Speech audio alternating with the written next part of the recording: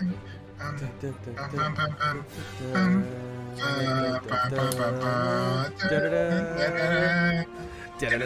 Widow, Captain America, and Tony Stark is still dead. He's not coming back. Wakanda forever. Marvel Studios and words. Words. We should do Watch that every Eternals. week. We should do that every week. Every week, yeah. Well, maybe they should put something out good. Maybe they should put something out good, and then we can. I stand by it. The Marvel series died with Thanos. Yeah. You know, they should have gone straight to the head instead of to the chest, right? Anyone got that? He went for both. He went for. All right, so what's up, guys? We're doing a podcast. I forgot. We're here. And if we're gonna be honest, none of the matches really excited us enough to want to be able to kind of talk about them this week. We're not even sorry. No offense to anyone, but the matches were pretty straightforward. We won too hard. Vitor. Jenny and Crystal was a good match. It was on cart though, and we're gonna talk about one though. We got one in the chamber. We're gonna go in depth with one of them that we think was a really exciting match to watch live. I thought so. Yeah, it was really awesome. But a lot of the matches were pretty straightforward. I mean, no offense to y'all guys, it's not nothing against y'all or anything, but it's just. We didn't really have it in the tank. Hey guys, ours didn't make the cut either. We also played. We're not even talking about our matches, and we won. And we. Hey, finally, we want to talk about one of our matches. Yeah. But we can't because they sucked. So they weren't fun. But there was one fun one, and so we're just gonna talk about the one game. But we'll brush over the others just to kind of see what happened. Like we always say, if you want to know what happened, watch the game. We got the replays there. They're good. Fast forward, unfast forward, watch it slow. Yeah, kind of thing. So I don't know how we're gonna do this. So we'll start with. Well, usually what we do, we like to start off with is just kind of slowly work our way into it and just talk about what's going, what's in the news today. But actually, there is one thing that happened. Not a whole lot, but that's true. Did anybody out there? If you didn't. You're probably not too involved on Twitter and Pokemon and stuff like that when it comes to community. If you just play the games, good for you. But has anybody ever heard of a Pokemon Nuzlocke challenge? Not Octo. You're not Octo. Gus, have you ever heard of a Nuzlocke challenge? You know what that is? Yeah, I have. A Nuzlocke challenge is the one where you if your Pokemon die, you die in real life. Yeah, I'm going to jail. I suck at Nuzlocks. Ask Tevis.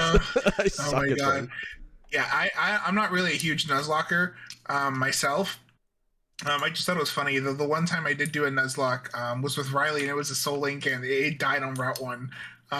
They seem so much more fun in just talking about it. It's it'd be really fun if we both tried to work our way through this.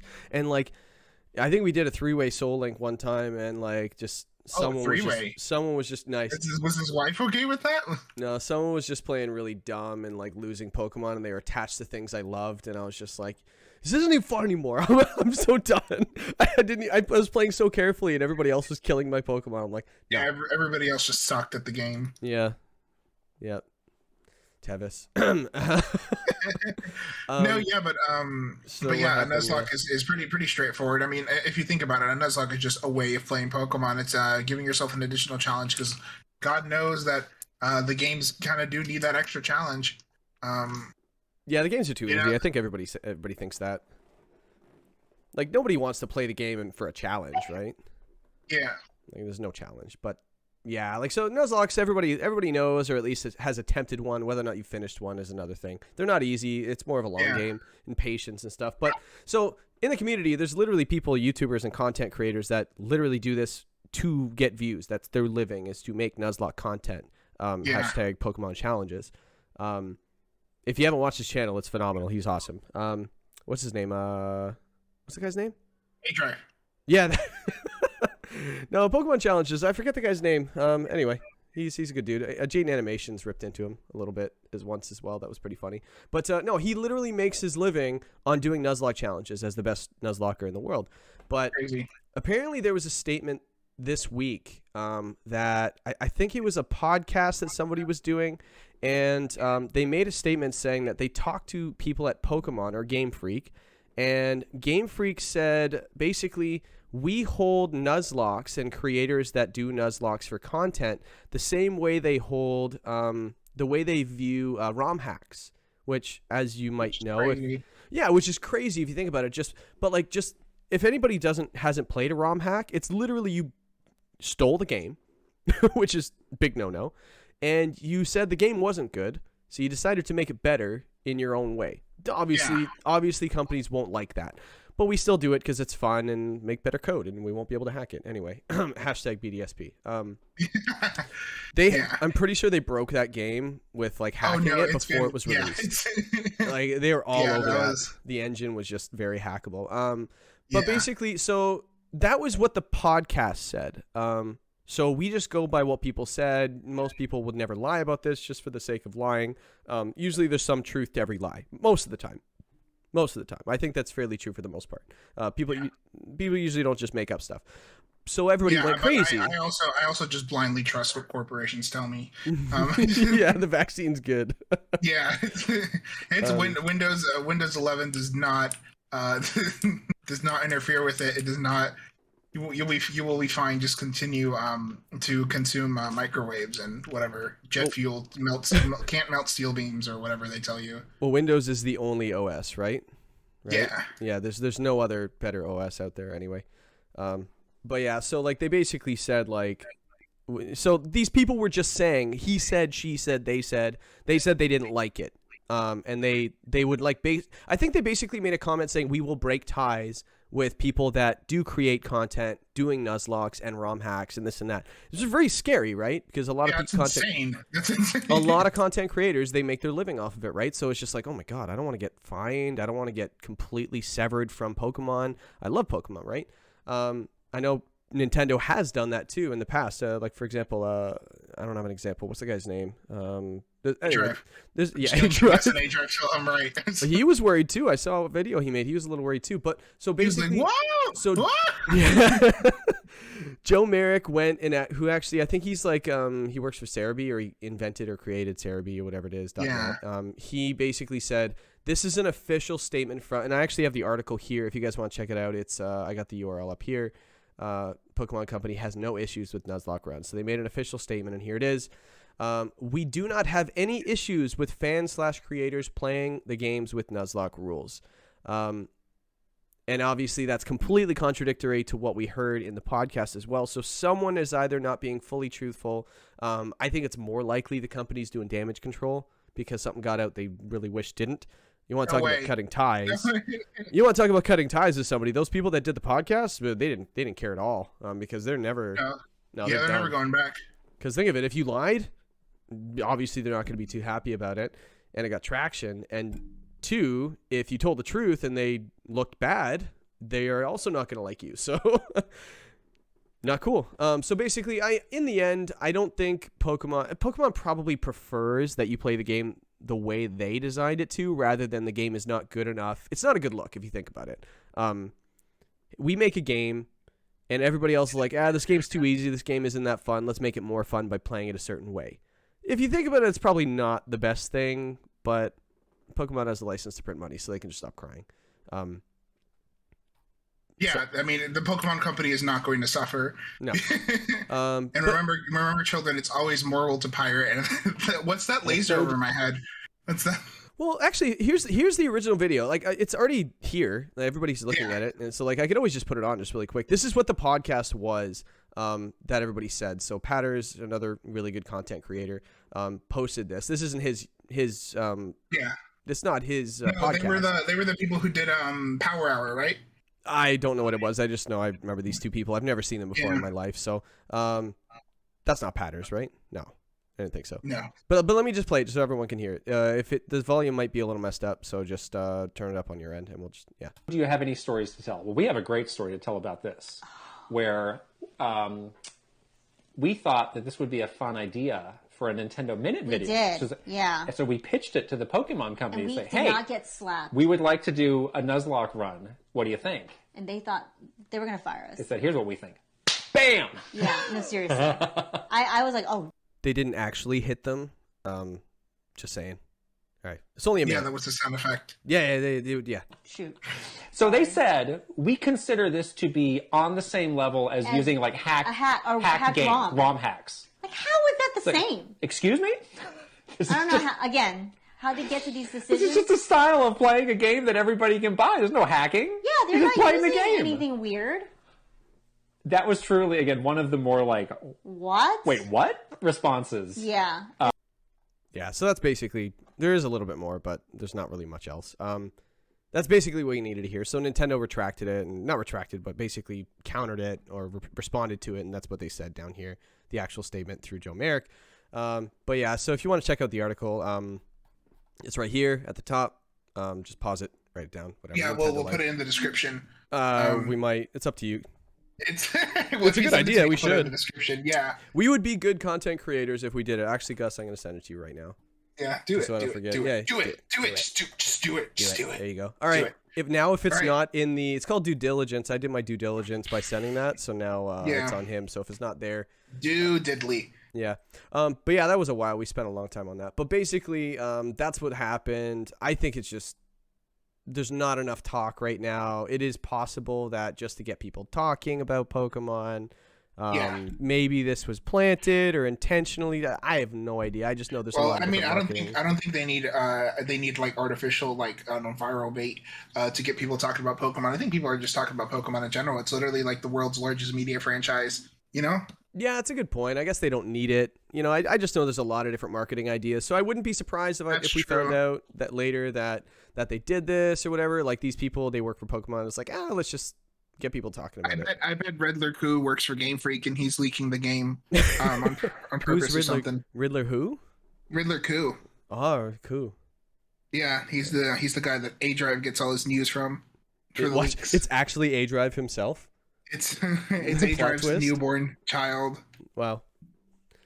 So what else are we going to talk about next? Like, what was the next thing we had? So I wanted to mention, I don't know if any of y'all are on Twitter, but recently in the past couple, I want to say 2 weeks, there's been a phenomenon of Twitter polls, like tournaments, deciding like who's the best this, who's the best that. Ooh. And more recently, Pokemon ones have gotten have gone off a little bit because I mean everybody likes Pokemon, so there's ones like who's the best starter, like who's the best round Pokemon, who's the best like whatever Pokemon, like who's the best Pokemon in general, who has the dentist mother, stuff like that. Sure. And recently there was one that was run by Out of Context Pokemon. If y'all don't follow them, they're a really cool account on Twitter. Yeah. They're really, really funny.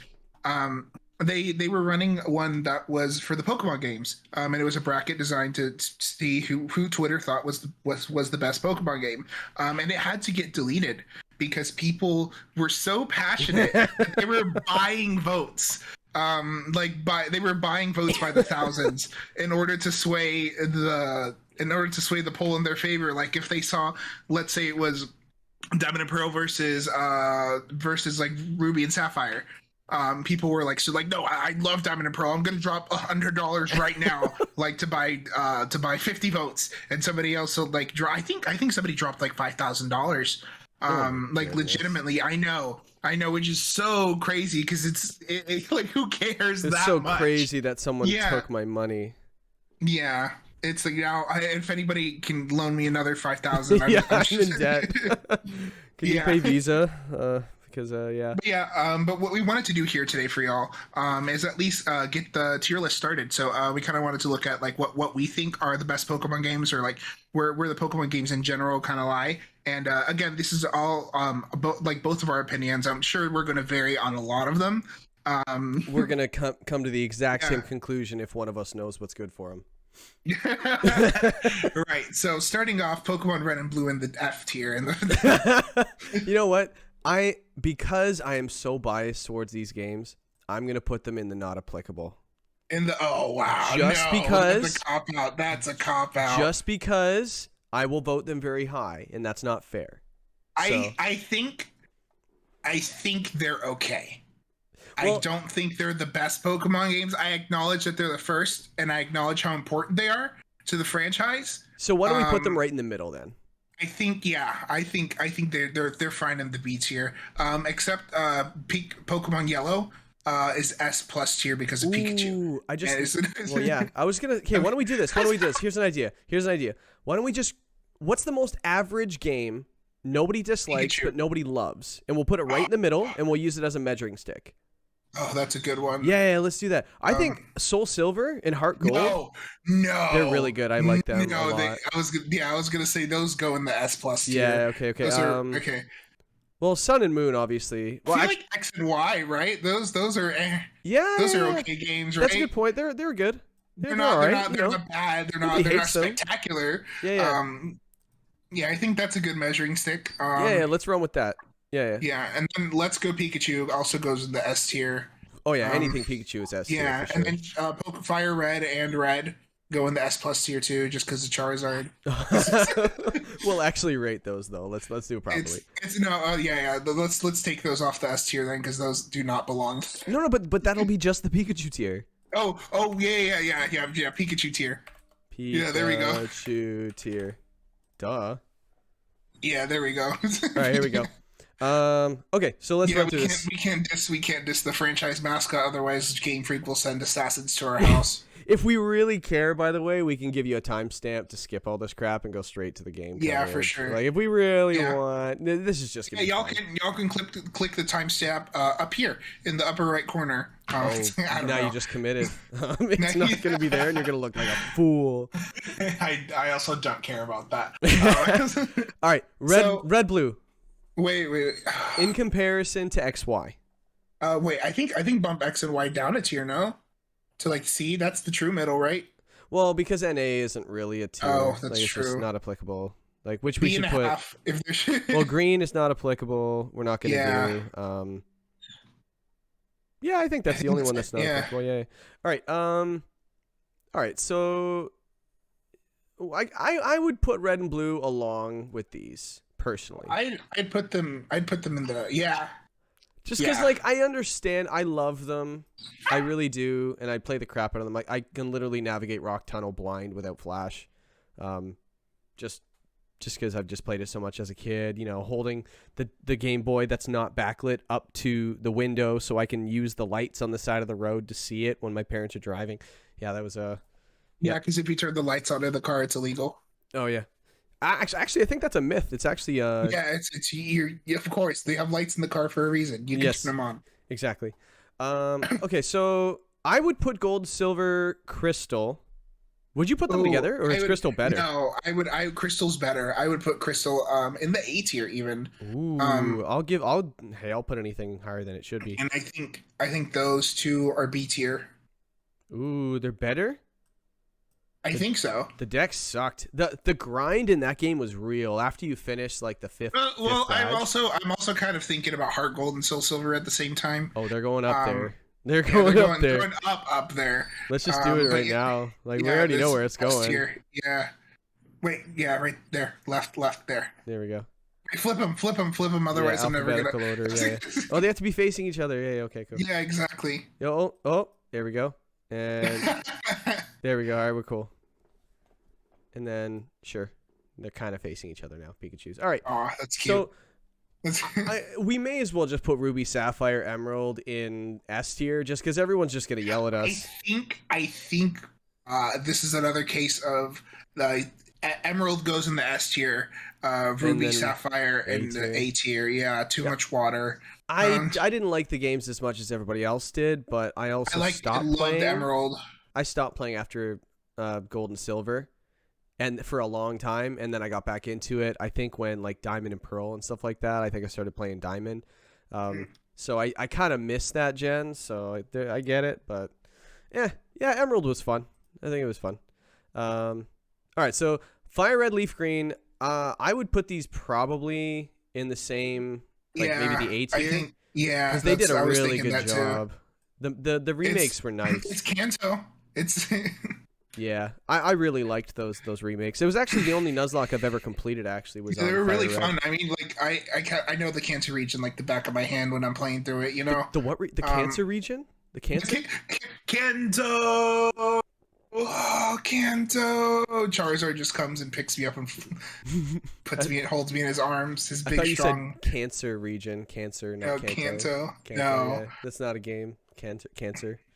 It's no. Where do we put? If we're talking about the Kanto, where do we put the Eevee? You know, I don't think Eevee. Let's Go Eevee and Pikachu are that bad of a game. I think I would put them fairly low. Well, unless we use this as an example of... I think they are graphically impressive. Yes. For the Switch. They look beautiful compared to every other... this is including Legends Arceus.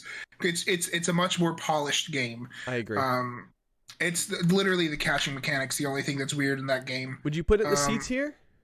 Or the B tier? I'd honestly put it would in the B tier for being real. That's fair. I enjoyed it. Yeah. They weren't bad games at all. Like I said, like literally the catching mechanic was the only weird part for me. That's fair. But the game looks beautiful and it's Kanto. Like it's Kanto, you know? It's like literally just a remake. Yeah, it's just red and blue for the Switch. Yeah, I honestly, when the game came out, I really enjoyed it. I played the crap out of it. So you know what? Which I would put it that high. Eevee or Pikachu? I got what did I get? I think I got Pikachu. I got Pikachu. Yeah, I got Pikachu because it was cheaper. That's fine. It was $5 cheaper. I wanted Eevee, but that's so dumb Pikachu that they was changed $5. I was like, oh, whatever. I was but yeah, I had the Pokeball Plus and everything, and it was all right. Got the Mew and. Yeah, I got the Pokeball Plus too. So is this another example of Diamond, Pearl, Platinum? We're going to split them? Different tiers, yeah. I think Diamond and Pearl, yeah, S tier, easy. And then Diamond and Pearl, I put them tier. I was thinking as well. Like they weren't. There were a lot of things. Like you needed to pick the fire starter, or else you didn't get one. Mm-hmm. You didn't get a fire Pokemon at all, and but that one was easy. What about Black and White? So Black and White and Black and White 2. Where is the white's over there? Yeah, black. I think this is another case of they're in the different tiers. I think that Black and White 2 go in the S tier. Oh, that's high. That is high, but the music is so good. But they're incredibly good games, and honestly, they were. I think of them as the last truly good Pokemon games. They were like spoiler for the rest. Yeah, sorry. They are not going higher than B. B's generous. Yeah. I don't know. Black and White 2. It's just the story was good. The fact that it was a good sequel, an actual sequel. Yeah, the sequel, a real sequel. The Pokédex was really nice because people hated Black and White because it was a self-contained Pokédex. But like, I mean, it's like a remake. Kind of, like it was kind of like a soft reboot for the franchise. It also was the first competitive format as well. Yeah, Black and White 2 just being like the end of the DS era, the beginning of the Pokemon competitive scene, the introduction of so many good Pokemon, the music. Yeah, you know what? Yeah, I think that's S-tier worthy. Yeah, they're amazing games. Yeah. So we'll put the 2s up there. We'll put the E's and the A's. Yeah, because I think Unova gets more hate than it deserves. At least Black and White. There, I think pretty much everyone agrees that Black and White 2 are goated. Now the beginning of the downfall, shall we? Oh, we already put X and Y. Yeah. Yeah, that was the middle. But Alpha Sapphire and whatever the hell this one is. I think those are in the B tier. They were pretty good. The fact that they added new megas on top of the X and Y megas, and this was the first competitive exploded in this. In this gen. It did.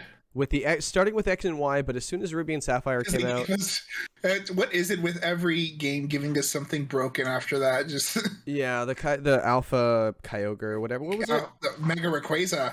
Mega Rayquaza, yeah. That was the one where Wolfie won this gen, right? Yeah, with that was his Mega Rayquaza, Kyogre, and Raichu team.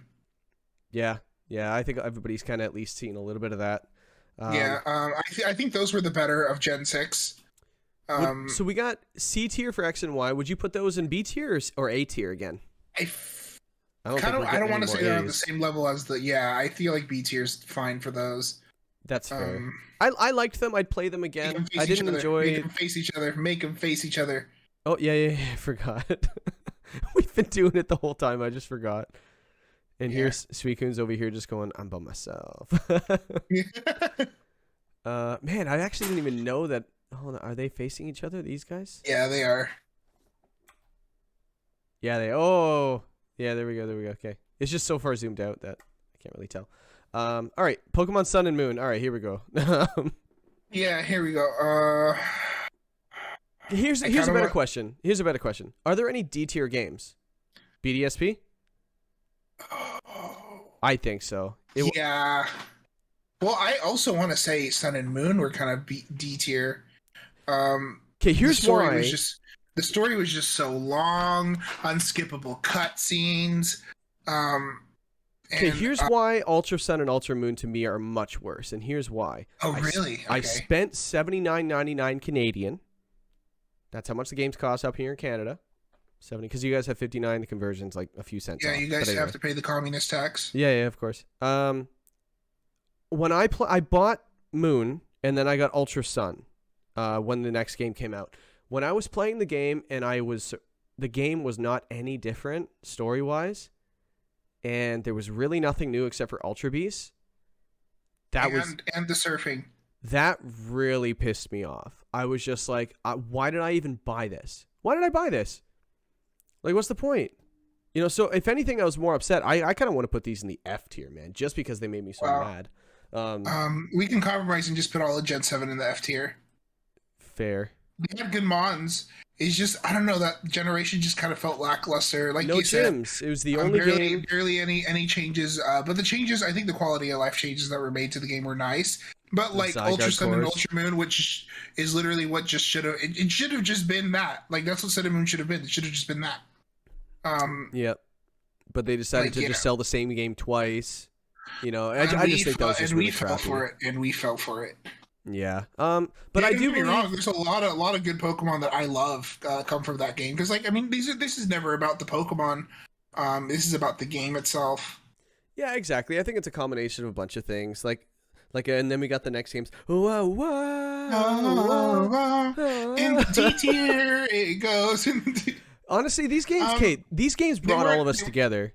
Yeah, but everyone joined the competitive scene with these games. We have to remember the impact these games had. Yeah, I'm not saying sucked. S tier. It's still they still sucked. The DLC was nice. The DLC made it better, substantially better.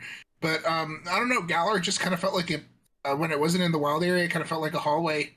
It was very linear. Playing we have to mention the storyline, which you are. Which sucked. The storyline was good, garbage. Yeah, it was garbage. I liked the atmosphere that the game had. Yeah, the first kind of open area where you can catch things. You had Pokemon out, like walking Pokemon and stuff out in the wild, which is the first game they did that. The atmosphere was really, really cool. So I think with the bad and the good combined, I wouldn't put them on the same level as those. Maybe a little better. Would you go C tier? I mean, I don't want to put it in the B tier. Do we need to move anything around? I don't think so. I think that's fine. All right. Maybe I'll X and Y down. And then Arceus is just right here. Arceus wasn't bad. It's a play at once kind of game. I think A tier is fine for it. It was really fun. Yeah, it was fun. Yeah, you know what? It was fun, but the battling was just so dumb, and I feel like that's what Pokemon is. I'm not arguing that. I'm not. The way they made the things, the whole area like a wild area is really, really nice. Plus the flying and stuff. I don't know. It was nice. It was fun. I had fun playing it. It was different. I'll say that. You know, out of all the spin-off games, it's probably the best one. Yeah. Out of all the spin-off games I've played, right? Yeah. Right, so that's our tier list for the power spot. Agree or disagree? We don't care. Hold on, you should save it, and then view the community so we can compare ourselves to. Just save it. There's that big button that says save or download. Oh, and just in case Big anybody button. is really upset at the order of these, we have no order. They're just in the tier. The order's just arbitrary. Yeah, it's not just like Platinum should be here, and everyone's like grinding their teeth watching this. It's not, no, this is supposed to be here. Yeah. Well, obviously Charizard needs to be up here, but Of course, Charizard's here. and then Blastoise, because it's not Charizard, goes down here. Yeah, that's it. Charizard, not Charizard. Those are the two tiers. Yeah, and where were these supposed to be? Oh yeah, in that case, put Sword and Shield in the S tier because they gave us Gigantamax Charizard, Oh, and yeah. X and Y to the S tier because they gave us Mega Yeah, Charizard. Mega Charizard, Pokemon Crystal, and Gold and Silver. Nope, you didn't even get Charmander in that. Yeah, so let's see what the community thinks up there. View community rank. Let's see what. Oh yeah, this is the average. Oh yeah, consensus. Yeah. Ooh, red, blue. Everybody hating it. Pikachu at the bottom. Wow. Really? Well, we were right when it came to the. Oh yeah, for sure. Wait, why is White 2 and Black 2 separate? They're the same freaking game. No clue. They are literally the same game. Maybe people just think Kieran Black is cooler. Whatever. Platinum, Emerald, Black 2, White 2, Heart Gold, Soul Silver. Why is we were X right. in the A tier and Where's Y? in the B tier? Same with Sapphire and Why am I Ruby. not seeing Y? Oh, there it is. Yeah, Shield is in the C tier. and then Sword is where? Oh, down. Oh, C tier, and then Sword is there. Yeah, it's weird when people split them up. I do think Zacian's far better than Zamazenta, but Oh yeah, for sure. But like they're the same game. not in Spike Myth though. Apparently Zamazenta's doing really well. So. Well, Zamazenta isn't allowed in Spike with. Oh, it's not. Then what format was I watching? You can't Series 10 probably if there was no Dynamaxing. Yeah, I guess I forget where I was watching it, but anyway, Yeah. might have been that mythical anyways. crap, but That was our little what we wanted to talk about. That was just a little thing. yeah. I guess we So, can talk yeah. about the WPL and stuff now. Yeah, I guess. All right, so let's see where the fuck we are, bitches. So basically, right now at the halfway mark of the season, because we didn't do a podcast last week, because we don't want to do one every week, but we did You something didn't even fun. want to do one this week. If you didn't check out what we did last week, we did like a fun little Cards Against Humanity thing, whatever. It just had the same guys as last time doing the game. We had a lot of fun with it and stuff, and everybody kind of enjoyed it. So hopefully you guys get a chance to watch that. Not because we care that you watch it. It's just, I don't know. It was kind of fun. We had fun doing it, so you might want to watch it or not. We don't care. So here are we here. Let me actually, I'll just put this on the screen after. Like I've got it in the Discord here in the announcements channel. I just did a little where the standings were. We're not going to touch on the Ultra Bowl division because that's the other podcast. Check out the whatever the hell the other podcast is called. Yeah, that one. On the same YouTube channel. Just check it out when it comes. And they'll tell you what the update is at that mark. So right now we've got 1 through 8 the playoff teams. We got UA Huge Power at 4-1. Feisty Phalanx at 4-1 as well, with just only the tiebreakers in the kill death. Wait. That record suits her because she's Dutch, so she's the 4-1. Aw. Ah, I see what you did. We have a lot of foreign people in this. I am we've got foreign. a lot of goddamn communists. Yeah, I'm foreign to the Pokemon community. Yeah. Then surprisingly or not, I'm as surprised as you guys are. I am in third place at 3-2 with a +3. Hey, congrats. Thanks. We'll see how long that lasts. Vitor is below me. Ha! Anyway, he beat me this season, so I can't say anything. 3-2, but he has a 1 game less differential at +2. Glorious Shadows, the winner of the Ultra Ball division last season, got relegated up. Rightfully so. 3-2, holding 5th place. Promoted, yeah. Oh, relegated is going down. Promoted is, yeah, my bad. Yeah. That word. Then Galactic Porygon's doing pretty well, having himself a nice little season at 3-2. And then we got Crizzle. Although what was it that he said? I laughed when he said it in general. He was like, my KD ratio sucks. Like, I don't remember him saying that. I remember seeing that and like going to check it, and I was like, oh, dude, who cares? You're like in like 4th place. Like, it does. Hold on. This is what it is now. His KD really sucks. He's +2 and he's 4-2 right now. Spoiler, he won this week. We take those, honestly. Yeah, that's so funny. Yeah, his KD sucks. You are first.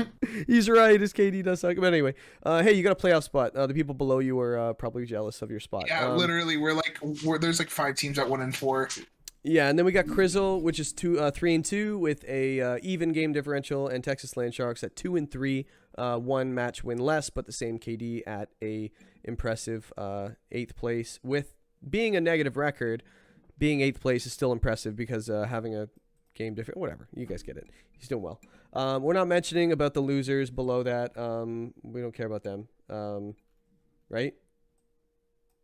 Yeah, no, they all suck. Yeah. I actually can't see what you're looking at. No, that's cool. That's cool. I'm just reading it off the Discord right now. I'll put it on in the editing process, whatever. But the Pokemon. So as for right now, I just don't hold it against me. I intentionally didn't pick anything I had for any of these awards because everyone just yells at me. So anyway, MVP right now, Araquanid I've got with 11 games played, 16 kills, 4 deaths, pretty impressive. Destroying the kill leader right now. As Araquanid, Jenny's using that thing really, really well. Then Will's got his Guzzlord in the B tier. 7 games played, 11 kills, 4 deaths. He had a couple of good weeks with it. Hasn't used it much lately, but it's definitely there.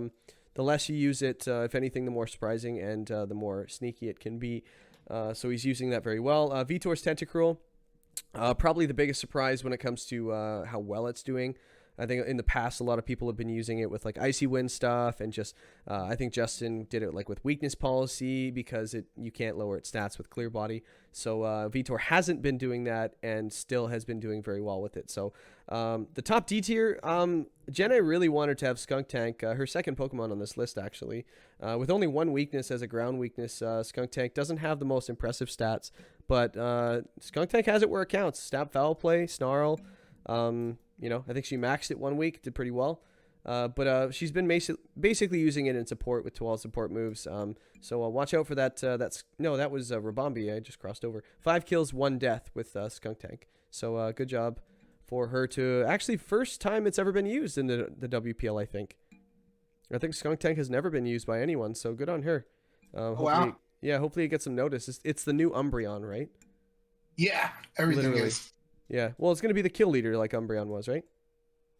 I don't think it it got a lot of kills that one season. I think it got like way more kills than we expected. But Umbreon be Umbreon. But anyway, we should probably get into the first match. We'll just go over the match in depth, I guess, and then, or do you just want to do an order, like based on the replays? How do you want to do it? We can just do the replay. So South Crydon versus the South Crydon Soars versus the Feisty Phalanx was our first game going this week, and just to go over a few things, I think it was a 2-0. I think it was a 2-0 on Crystal's part. So no, so Jenna took a game, and was it? Yeah, that's right. I was late to the stream. I was late to No, it's cool. I'm just got the Discord open here as well, so I've got them in order. So yeah, we got Feisty Phalanx and South Croydon. Crizzle took it 2-1. I don't remember exactly how it went. I just remember Jenna didn't get a single burn from a Sacred Fire. She used it like 5 or 6 times and didn't get a single one on a 50-50 burn rate. And a couple of those would have really helped. At least she hit them. Yeah, 5% miss chance, and you used to miss all of them.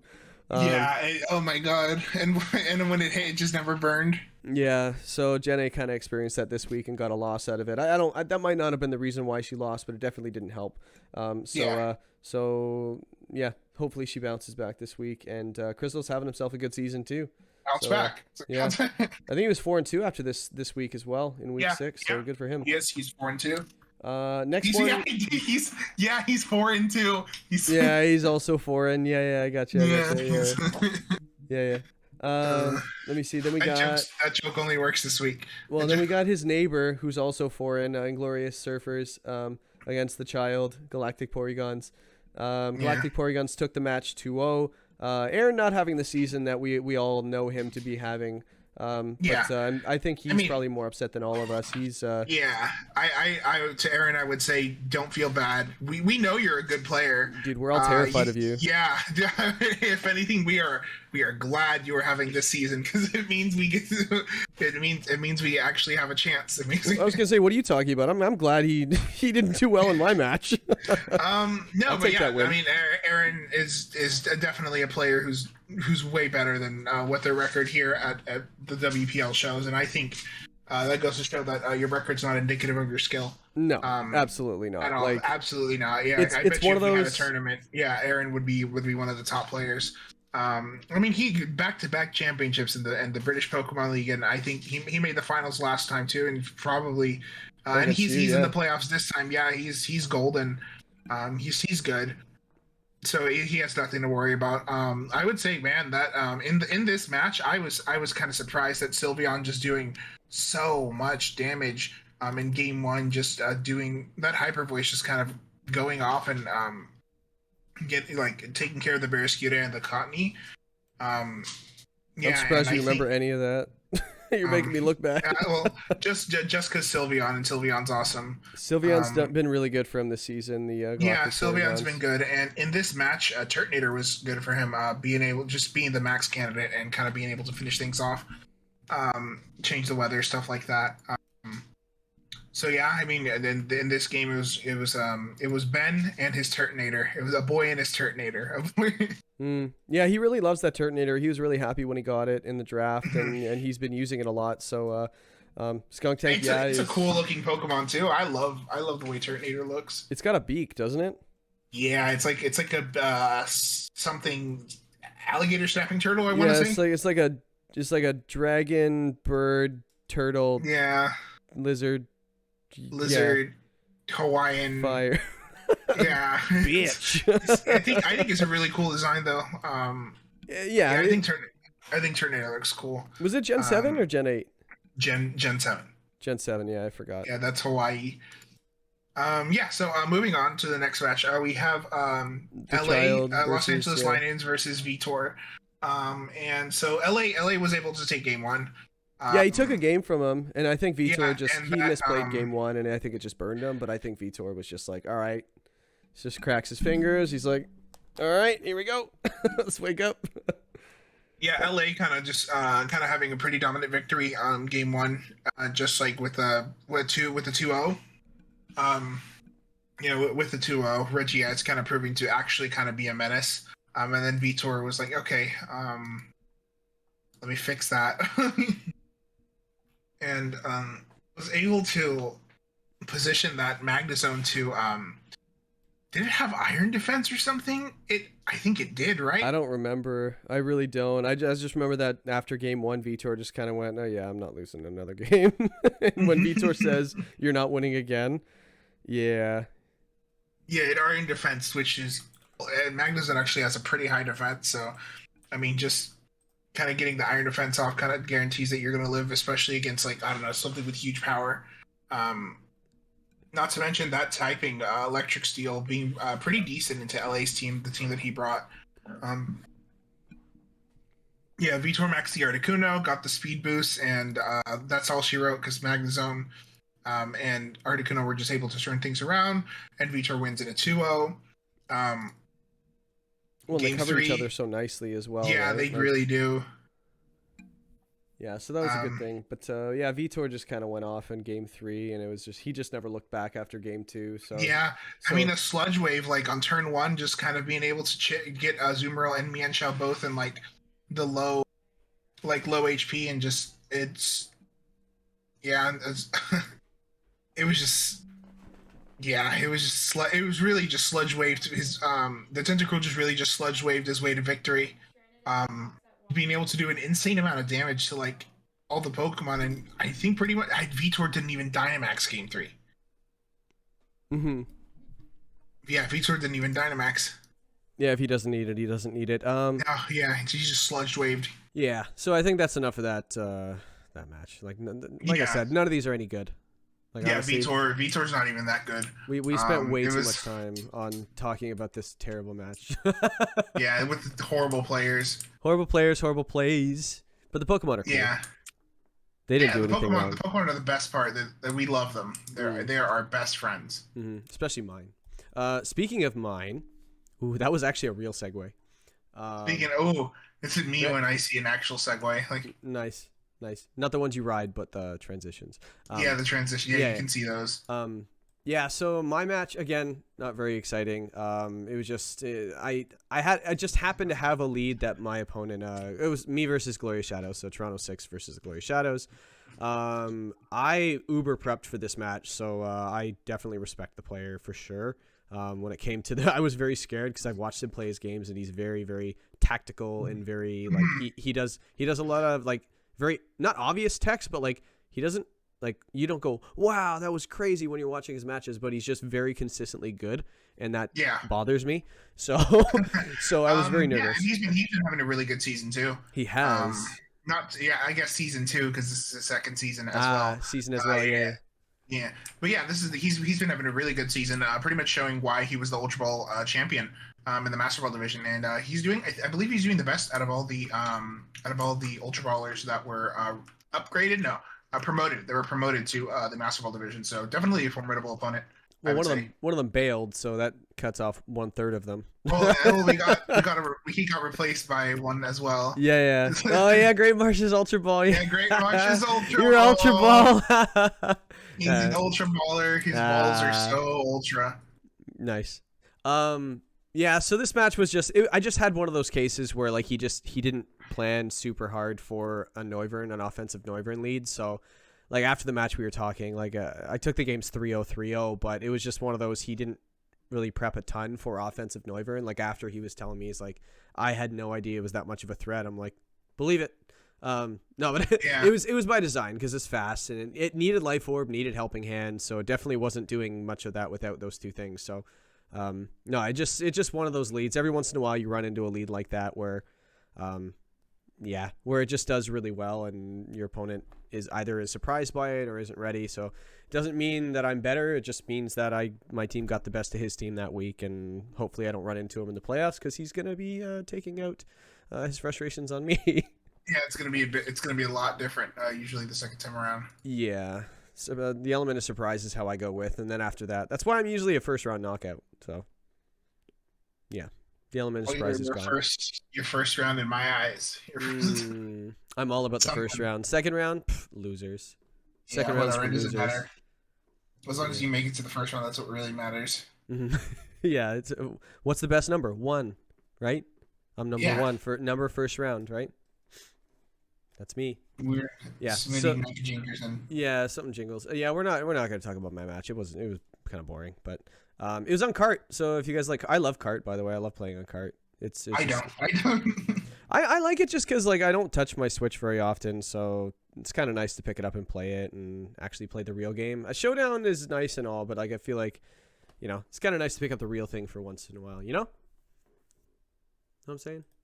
Yeah. It's I don't know. I don't like it. But you're a pro draft league player, so you probably do. Yeah, exactly. Speaking of pro draft league players. Yeah, we got 2 professionals right here. Oh, we actually have to do this one in depth. We do. Pull up the notes. I got him. All right, we got Octo versus the Quaxley Hotspur PC, which is the Great Marsh, the Ultra Baller himself, versus probably the epitome of Master Ball when it comes to Octo. He's always done really well. So, and this match was just really fun. I just remember when this match was going on, I was like, yeah, we're going to be doing this one. It was a 2-0 win when it comes to games won, but it was nothing but a dominant match. Like it was both players played pretty well, but like it was very close. 1-0, 1-0 were the score, both of them, and we know what we say about 1-0s. We take them. We take that, and yeah, it can go either way. It's either or. Like if it's a 1-0, it really could have gone either way. Come on, I'm trying to make a shtick for us, man. Come on. Bounce back. Oh yeah, the bounce back. Bounce. Anyway. Bounce back like Sean Connery. Like here, bounce back. Just a little pat on the caboose. Just you gotta watch that clip, man. It's funny. Oh my god. He said it so casually too, like there was nothing wrong with it. It's like every once in a while you just gotta give him a little pat on the caboose, It's like what? It's like you have to show your dominance. Like you have to. You stopped acting in James Bond a long time ago, Mr. Connery. You can be out of character. Character? What? Those were movies? Like those were. Yeah. So yeah, that's so basically so I guess we can go over the 2 teams. We have Octo versus Great Marsh, well, we call him Great Marsh, but it's Quaxley Hotspur PC. Octo, he which doesn't have a is real name. His legal name is Great Marsh. Yeah. I think it's like Thaman or something, or Diamond, I think. yeah, something like that. I don't know. No one's corrected me, so I'm just gonna go with it. No one's corrected me, and oh my god, who was it? Somebody was like, I think he was like, well, you can't pronounce it or something. I was like, dude, I don't know. Like THJ is not a native sound in English. Like yeah, J is J. Not. I think it's in like Europe and stuff like that. It's like I. Yeah, I don't know. Yeah. I think it's anyways. Yeah. I know how to spell it. That's what's important. Yeah, Thigeman. So we've got Octo. His team is S Cavalier, very scary. Beware, very scary. Slow Kingalar, very scary. Wishy Washy, not so much. Not at all. Let's see if we can piss off Octo in one word. No, Wishy Washy is very scary as well. Orbeetle, very scary, and Haxor is very scary. Orbeetle's, it's 7 weaknesses, I think. So it dies to. I mean, I used it in my Sword and Shield playthrough though. It was fun. Yeah, it's cool, man. I like it. Yeah, I love its design. It's so sick. Yeah, and the Gmax form is really cool too. Great Marsh ended up bringing Aegislash, Liepard, Mantine, Behem, Togepi, and Stoutland, or Stoutland as you Americans say. But Stoutland. Stoutland. Stoutland, eh? Oh yeah, bud. It's hey. It's I'm gonna go for a rip. You keep going for this podcast, okay? Shout out my Canadian brethren. So in game 1, there's something we don't see too often. We saw a weakness policy Aegislash. Aegislash is more of a singles Pokemon, but it can work pretty well in doubles or VGC when. Honestly, it's got a great typing. Yeah, it's got a really good typing, and it's got the only problem with it is when it switches its defensive and offensive stats around, you can kind of predict it. But and it didn't really phase Octo too much. But I think it got a couple KOs, in the match. Yeah, actually, that thing, if you pull up the kill leaderboard for this season so far, Aegislash is up there. Really? Hold on. Yeah. I declare shenanigans. Where is it? Pokeboard. Unless, nobody has sorted it or something like that. I'm pretty sure it's been sorted. Yeah, 12 kills, 10 deaths. All right, just getting some kills. Just getting raw numbers. And, that's on his 1 and 4 team right now. Yeah. I think because Quaxley Hotspurs had it. He drafted. I know Great Marsh swapped most of his team, but that was one of the ones he kept, which was surprising. Yeah. And then Haxor is just basically Dynamaxed and deleted it. So it's and that's in Aegislash. That's the problem with Aegislash. It's not going to sweep for the most part because it's slower and this and that, and it's not too slow for Trick Room, and it kind of is vulnerable when it gets in the offensive mode, but. But it did its job. Clearly, Great Marsh thought it was the way to go, and it almost was. He almost won the match. So he lost both games 1-0. But yeah, game 1, you can always count on Octo to do some kind of weird stuff that's off the beaten path. He brought Quick Guard support S Cavalier. Yeah. That Quick Guard. I mean, it saved that Hydreigon. It saved that Haxorus from getting Thunder Waved. Yeah, that's what he did it for, was on Thunder Waves and stuff with the Liepard too. That was a really good play. And the cool thing about Quick Guard is it's +3 priority, and anything Prankster is +1, and even +2 stuff like First Impression and stuff like that. Obviously not many Pokemon get First Impression. Feint is also +2, so Quick Guard works for all that. It's just Fake Out because it's the same priority. Obviously it goes to whoever the faster Pokemon is, whether or not it works. But no, that was really cool. I think it had Taunt in game 2 as well that it used. So it was a very weird S-Cav, but it was very effective. So that's Octo's team. It's weird, but it worked. See, Octo's team this season isn't weird. It's just he plays it weird. I think I mean, I still think it's a little weird. The 6 that he brought aren't something you typically see, but I mean, it worked. Octo brought his Trick Room mode, and it worked. Yeah, Octo, make sure you bring an inferior 6 when you face me next week, by the way, please. Yeah. And thank you. That would be great. Thanks. Appreciate it. Yeah. Same here. If we ever face, just do me a favor. It's not like you have a team because of me or anything, It's it's not like you owe me anything, right? Yeah, give me your life. Yeah, nobody would even be thinking anything if I won, right? Nobody would think twice, but yeah. Yeah, but we take those. So that was game one, basically. So it did come down to Stoutland and Behem against the Wishy-Washy and the Haxorus as well. So they ended up taking out the Wishy-Washy late. Not exactly, like I think it was a wild charge and a T-bolt doubled into the Wishy-Washy, finishing it off, and then Haxorus just kind of chipped away. But I think Stoutland, like, it didn't have play rough on the set. If it did, I'm not saying that was the play or whatever, but I was kind of calling play rough when I was watching the match. I was just like, oh, does he have play rough? Because his Haxorus loses if he does, and sure enough, he didn't, because he was only able to like facade into the Haxorus with no status, so it wasn't doing a ton of damage. So Haxorus was just able to do Haxorus things to Haxorus, the way to victory. Yes. Words. Haxorus. Yeah. There was one thing I just want to touch on just a little bit. I'm actually going to ask you if you. Let's put ally switch in the same boat and wide guard. Let's put ally switch, wide guard, and quick guard. Let's put all these in the same category. If your opponent uses one of those three moves on a move and it is effective, whether or not it's a spread move for wide guard, it's a priority move for quick guard, and an ally switch just to evade. Yeah. Do you expect him to do it again? That really depends, honestly. Sometimes it's like you got to figure out what the safe play is for them. If it's do it again, punish them.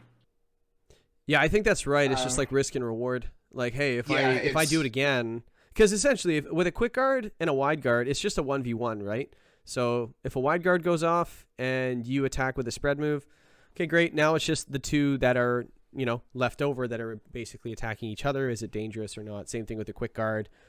Say for example, in this situation, he did do it twice. He T-waved, quick guard went off, and then he decided. Now you have a decision to make. Do you assume he's going to T-wave again, and you quick guard again, or do you say, "There's no way he'll T-wave me again. I don't have to." Is the threat of the quick guard after it's been revealed, quick guard, wide guard, or ally switch? Is it enough to assume your opponent won't do it twice in a row? I think you kind of have to, if you can, do what's it called? Make a move that covers both scenarios. So it's like, okay, if they ally switch, like you get hit by this. If it doesn't, it gets hit by this. Yeah. Like what's the worst thing that can happen? If anything, he just gave you information. It's like, hey, that's not an attack. He's probably got attack you have to worry about. Yeah. Well, like if I don't know if he used protect at any point, but like if he say protected at some point in the match and then he used taunt and then he used quick guard, it's like, oh wait, he only has one move. So he can't have bug and steal unless it's some crazy amazing flying press type deal with bug and steal. That'd be kind of cool. That would be cool. For those who don't know what flying press is, it's a flying and fighting move in one. It's pretty cool. Yep, it's pretty neat. I actually don't know how it works, but it exists. So I wanted to ask you about that. I always wondered. I always like asking people what they think and stuff like that. When, like, it's obviously it's not like every time you will do this, and every time you will do that. Like, I think the trick is just pretend they don't have the move. Just pretend they don't have it, and if they use it, we'll worry about it then. Yeah. So that was game one. Yeah, game one. So that was game one. That was a lot of fun to watch. It was really close. Came right down to the wire. I think Great Marsh brought it back with that Stoutland coming in with the Behem, which is sneaky damage, by the way. Holy crap. Yeah, well, that thing had to be analytic because its other moves are garbage or its other abilities. About analytic. The podcast. Yeah. Oh, that part. Yeah, we have them. Nice. I appreciate that. Okay, so game two. I don't think the lead worked that great for Great Marsh, like with the weakness policy Aegis Slash. Like, it was all right. It did all right. I'm surprised he did it again. Not because it was a failure. It's just, I just didn't think it was super effective. Didn't mean to do that, but I did. It didn't seem overly effective. I thought it did okay, so I was surprised when he did it again. And, and then Octo went with the Orbeetle and set Trick Room this time. So he changed up his plan a little bit, but it looks like, again, it went back and forth with the T-waves and things like that. But Octo just had to set up his Wishy-Washy in the back. That's all he had to do. Trick Room goes off. Great Marsh tries to stall as many turns of Trick Room as possible. And I think it was kind of funny because Great Marsh left the orbital alone, and it was actually his demise. Like Delmice is in on this team. No, I see what you did there. It was his demise. Yes, Orbital just started picking things off with Struggle Bug over and over and over and over, and it just seemed like it just got the last 10-20% of damage off of on every Pokemon he had, and it was just like you could definitely tell he was ignoring it. And I don't think it was the worst idea. It was on Sash too. Oh, so yeah, it had 1 HP. Yeah, literally just like a spread move would have done it. Yeah, exactly. Yeah, that's funny. I forgot that it was down to 1 HP during that match, and yeah, all he had to do was just I guess he didn't want to waste the attack into it, but it turned out it just finished him off. But I don't think Orbeetle was the MVP. I just think that, you leave something going with a spread move, all it needs to do is 1 HP, and it just started picking things off.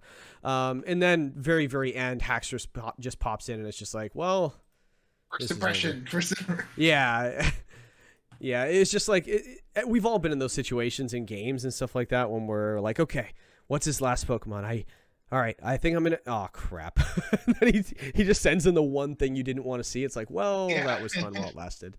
And that was the Haxorus there. And it's funny, he used first impression to finish off the game. And the one thing Great Marsh is just like, it gets that? Yeah, that's pretty funny. I mean, yeah, it gets first impression for anybody that was wondering. Hashtag no prep? No, he probably did prep, but he just didn't expect first impression, which I mean, first impression's an awesome move. It does so much damage. It does so much damage, yeah. You can only use it once, but like, I mean, if you're gonna Dynamax it, you can just Dynamax and max Flutter by 2. Well, yeah, that's another thing you can use it for is max, but it's the fact that it's +2 priority as well. It's like extreme speed, so it just, say you're going against something that's going to be +1 and you just want to pick it off. So yeah, that was against something like Liepard was a really good idea. So I think that was really cool for a good prep on his part. Octo preps better than anybody else. He preps so well.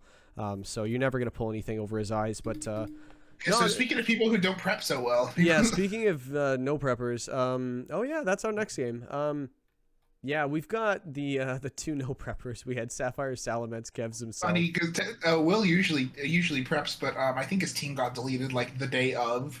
Again?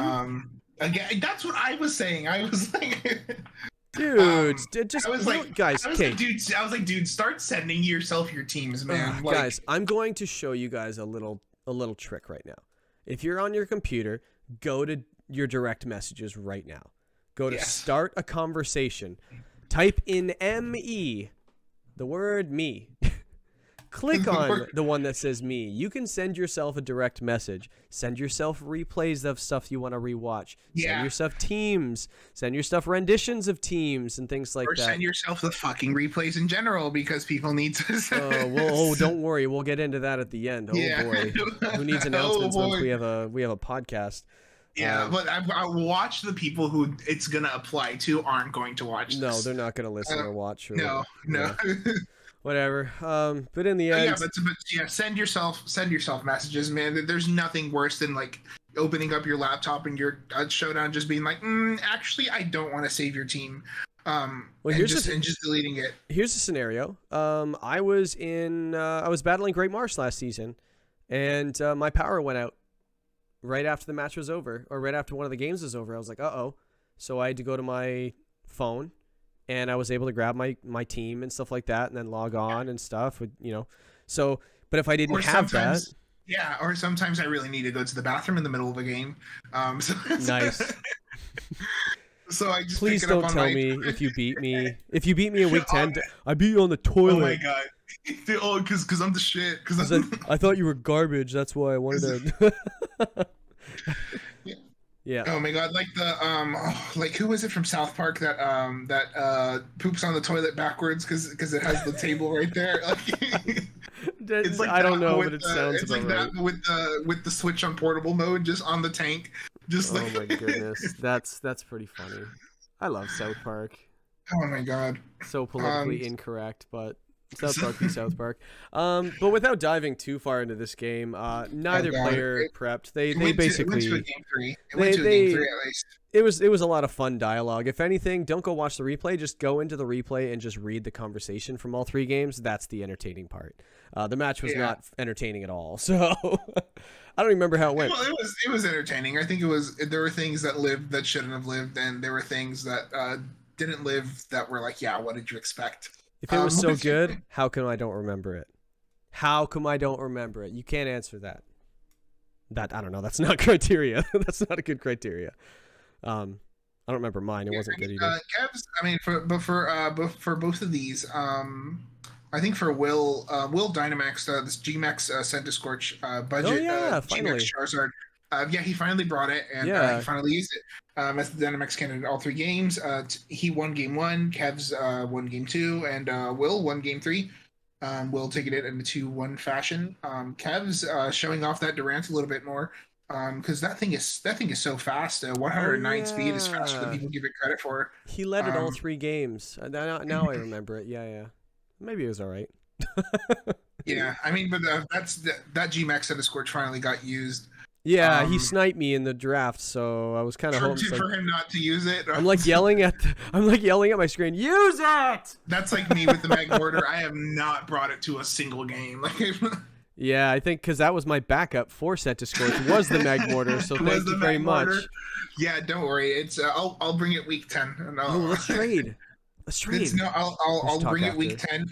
We're playing on cart, right? We can play on cart if you want to. Yeah, don't worry. Just send me your team. I'll help you gen your team. Just send me the paste. I'll send you the paste. You gen it for me, and then we'll battle, and hopefully it goes well. Yeah. Oh my god, how funny would it be if we gen each other's? Yeah, if we just gen each other's teams. That would be really funny. It's just like, damn it, I know he has this. I know that would definitely change the dynamic. Oh my god, I did that in the British Pokemon League with Riley. It was so funny. I was like, dude, you made this team. How could you? How'd you forget it had that? I love doing stuff like that, but we're just so competitive in the WPL. No one's willing to do that. The WPL is so try hard. Where everybody's just out for blood here. So speaking of out for blood, we have our final match to wrap up. Wow. He's gonna kill you. Speaking of out for blood, I destroyed this guy. This dude was just a free win. It did, honestly, the way the match went, it did seem a little free. I don't know. I just kind of not to brag or anything, because I'm not saying I'm so much of a better player than him or whatever. Because Cascade's a really good player. And I don't know, dude. Serena literally just went off. It did. He didn't have an answer for it in the end. Yeah, and you led it both games, right? And it just did really well. So yeah, it's honestly, and in prep, I wanted to make Rotom Frost work so much. I really wanted Rotom Frost to be the star of the show. But after just looking at it, I was like, no, yeah, it's gotta be Serena. Yeah, and it was a good call. I think we had an answer. I helped him prep. We had an answer for Rotom. We went against Scarf. We went against all these other different things for it, offense, defense. So, but yeah, that Serena, we were not expecting a weakness policy Serena. So once it got the double boost off the weakness policy, the nicknames, by the way, very nice, very very nice. But yeah, again, very boring match. Very boring match. Not even worth talking about. No, truly, it was just Serena Dynamax. GG. Alolan Persian picked things off. Yeah, end of story. GG easy. Yeah, free. Yeah. There were a few GG easy games this week, but yeah, a couple of them were closer, but we went over the one that mattered, right? Yeah, exactly. Everybody just make sure to go to closer games next week. Yeah. But if you're my opponent, let me win.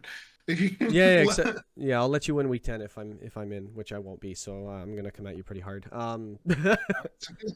You'll be in my week 10. It's fine. You can just let me have a win, and we can collude. Because this whole league is rigged anyway. So we'll start colluding. Yeah, we'll start. Start. We haven't been. Start. Yeah, we haven't done it at all. No, siree, Bob. So I think that's it. I think that's all we have for y'all this week. Everybody, just save your replays. Okay. Oh my god. Okay, yes. Everyone, listen to me for a second. Okay, this is a TED Talk. This is a TED Talk. Anyway, invest in crypto. Invest in crypto. Yeah. everybody, like your battle reports. Your battle reports. I get it. Like it takes a bit to do them. We're the only league that really has the thing that we have, like the support moves and stuff. Okay, fine. It doesn't help that Porygon. It doesn't help that Porygon. Yeah, Porygon's always down. But guys, in the middle of your match, if you're on Showdown, just hit. You don't even have to. This is literally the least you could do. Replay. Literally, the least you could do is just click the upload replay button. That's all you have to do. Now, Showdown has a record of it. That's it. That's all you have to do. I'm asking for you guys to send me the replays, but if we want to talk about doing the least amount possible, just click the button. That way, if I say, hey, where's my freaking replays? Oh, you just go to Showdown, replay history, type in your name. Oh, there it is. Send me the replays. You know what I do, guys, just as a good practice? When you're in the match, hit the replay button, or like the, not instant replay, don't do that. And send it to your opponent. Send it to your opponent. That way you both have it. You know? Yeah, that's what I always do. It's a match. Just send it to your opponent. Yeah, and then whoever wins in the end, whoever wins exactly has it. You know, yeah, like loser, you got to do the battle report. and even this whole I didn't win, so it's not my responsibility. You're right, it's not. Just freaking do it. just send your because you don't know you're gonna lose. You don't know you're gonna lose. Right, and I'm not giving anybody crap specifically, by the way. Like I don't want anybody to think I'm attacking, except you. I don't want anyone to think they're being attacked personally, because a lot of mistakes happened last week, which were just like, I even went in general chat and say, everybody, there's a lot of games going on right now. Don't forget your replays, and don't forget to tag live matches when you go. That's just fun. You don't have to. It's fun. Hey, you don't know what time the Europeans are up. They're freakishly early. You know, like it's not mandatory to stream your games. That's just the culture that we have going on. But but as for I just need your replays, guys. Your battle reports. If you guys are having a really busy week and you can't get to your battle report, send me a message. I'll do it. It doesn't take me long to do it. I don't want to do 14 battle reports. Yeah, either if you don't have time, just make LA do it. We'll message one of the mods, guys. Like we are here to help. You know, like we'll literally just do your battle report for you. If you guys need us. If you need us to, that doesn't mean, oh, I don't feel like doing my battle report. Hey, Jay, can you do it for me? No, go fuck yourself. You do it. If you have time. Well, like for example, like Shadow at the beginning of this week, I think it's week 7 right now. So the beginning of this, he did his game because he told his opponent, hey, I don't have any time this week. Can we do our match on like Monday or Tuesday? So they went. I heard his cries, and I messaged him and said, don't worry about the battle report. I got it. And he's just like, oh, I can do it by like Friday. You know, he's just being a good guy, right? He's just like, no, I'll do it. I'm like, dude, I can do it. I know you got a rough week. I'll just do it. So it's not that bad. Like, I don't mind doing it. So it's kind of fun sometimes. And, Shadow was busy turning in coloring pages. Oh, man. Making macaroni. Making macaroni art, Macaroni art. He had the history of sippy cups too. He made it for Tevis to put on his fridge. Oh boy. Yeah, his dad, Cascade. Yeah, his dad. Oh my god, we just fell into that one. Okay, so that's it for all the games. We're not going over the standings. Just check out the doc. We don't forget to subscribe. And we're doing a giveaway of our new card game Elestrals. Oh yeah, the giveaway. Yeah. Yeah, so which card are we giving away? We're giving away you can't even name a card, Pikachu. It's literally called Not Pikachu. It's what's it called? Legally Safe Pikachu. Yeah, it's a trap card. Yeah, wrong game. Yeah. But yeah, that's it for today, y'all. So about the the rankings, let us know in the comments what you think. Where do you think the Pokemon games are ranked for you specifically? What's your favorite? What's your least favorite? Which one do you think is aggressively mid? Which one do you think is overrated? What did we get wrong in the tier list for you? What do you think? What game do you think we disrespected? You know? Yeah. Oh yeah, I forgot we did that. Yeah, that was like hours we did. Ago. Yeah, that was hours. Yeah, technically correct. Yeah. But yeah, let us know how you thought we did. In the comments. We don't care. But we will not take them into consideration, but you should do them anyway. Yeah, you should interact. But yeah, that being said, I think that's it for today. Oh, you hear that? Yeah. Da da da da da da da da. All right, guys. Peace. All right, catch you guys later. Bye. Bye.